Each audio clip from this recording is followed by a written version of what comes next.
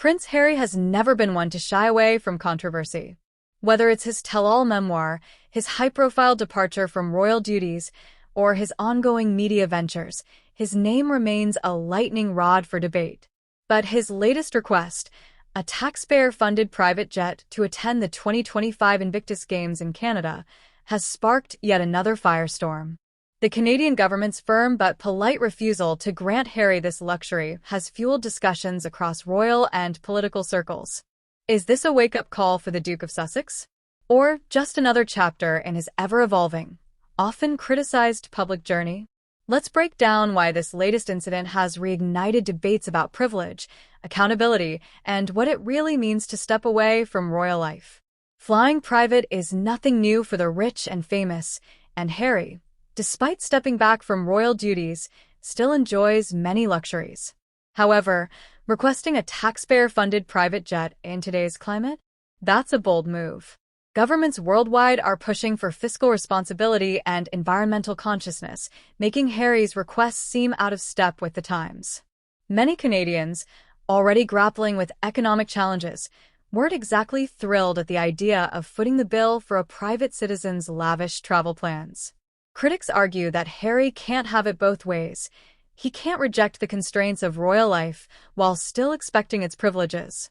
If he wants to be seen as a relatable public figure, making such requests only reinforces the perception that he remains disconnected from the financial realities of ordinary people. But let's not forget, the Invictus Games, which he founded, serve an important cause: honoring wounded veterans. Does that make his request more understandable?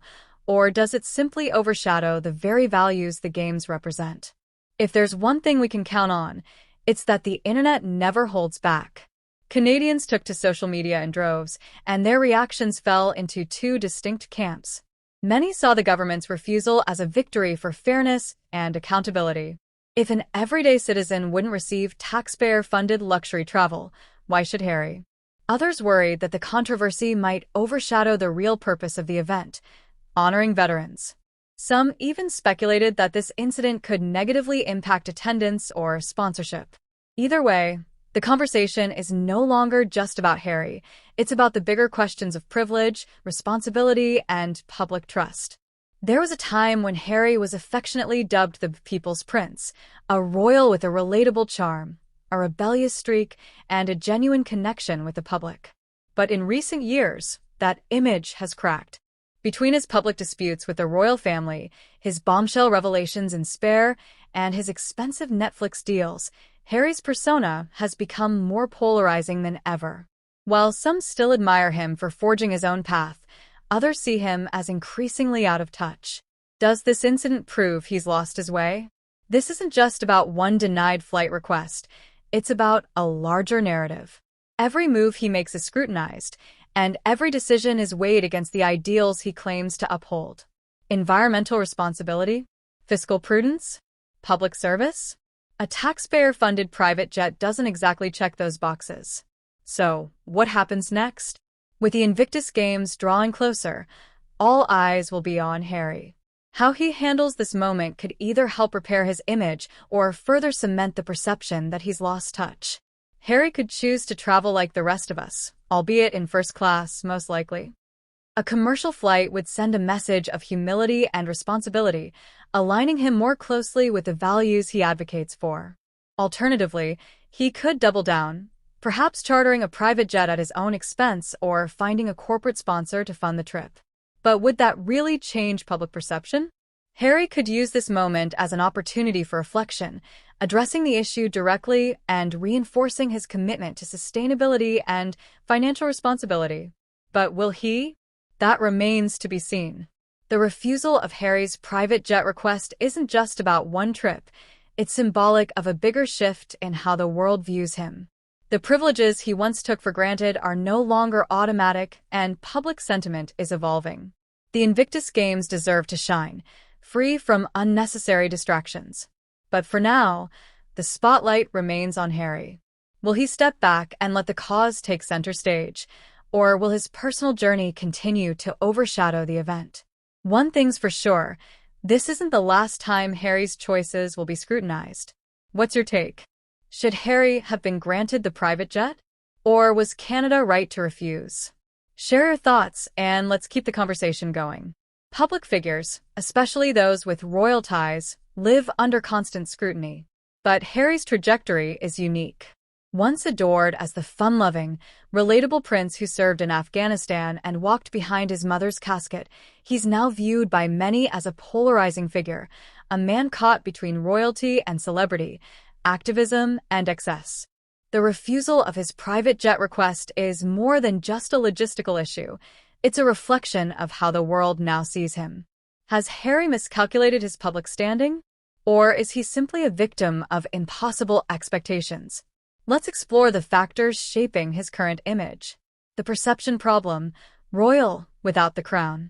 When Harry and Meghan stepped back from royal life in 2020, they promised financial independence, freedom, and a life outside the constraints of monarchy. Yet, their post-royal endeavors, from Netflix deals to Spotify podcasts, have done little to distance them from the trappings of fame and privilege.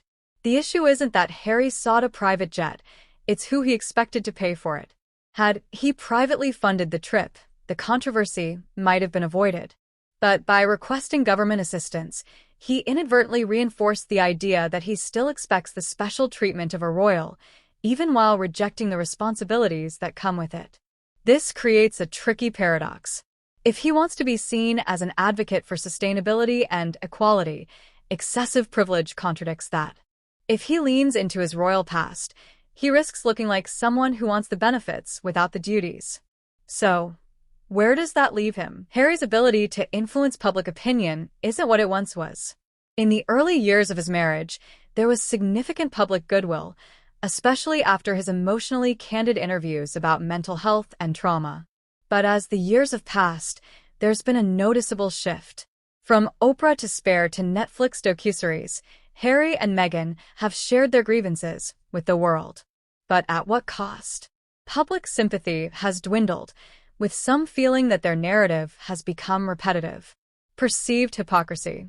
Advocating for climate responsibility while frequently using private jets has led to accusations of rules for thee, but not for me. This latest request only adds fuel to that fire. His ongoing disputes with the royal family have made him a divisive figure. Once seen as a modernizing force within the monarchy, he's now perceived by some as a disruptor who burned too many bridges. Harry insists he wants privacy, yet continues to engage in high-profile media deals. This contradiction has left many questioning his motives.